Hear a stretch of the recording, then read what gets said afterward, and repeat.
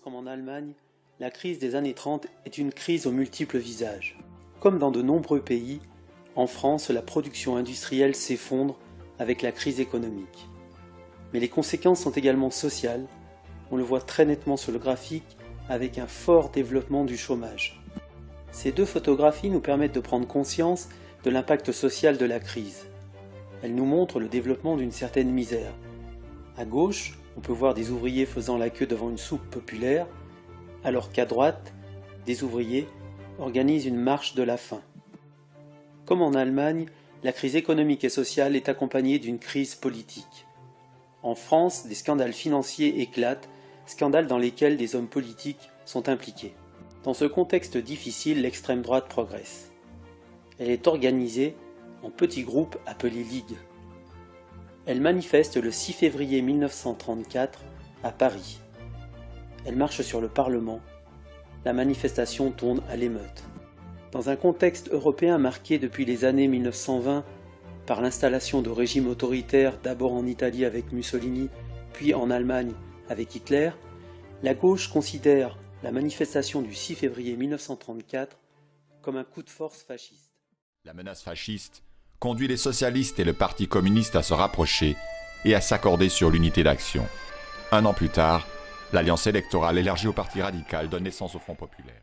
Les partis politiques de gauche se fixent un objectif commun, celui de rester unis pour mettre fin aux ligues et défendre la démocratie.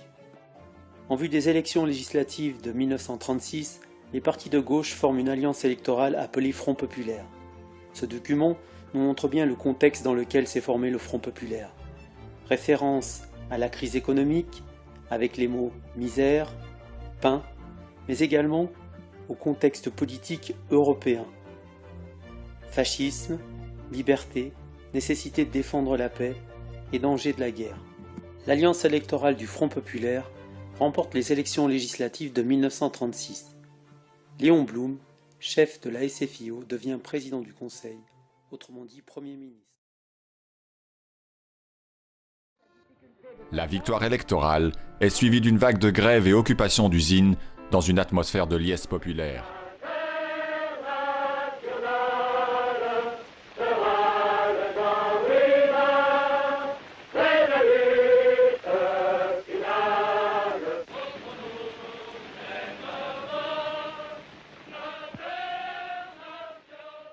Face à la généralisation du mouvement, le patronat signe sous l'égide du nouveau cabinet Blum les accords de Matignon, garantissant les conventions collectives, le droit syndical et une augmentation généralisée des salaires.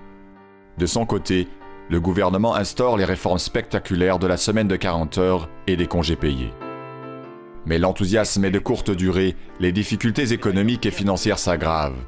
Les violentes campagnes antisémites et anticommunistes de l'extrême droite augmentent la tension, tandis que la politique de non-intervention dans la guerre d'Espagne déchire l'union de la gauche.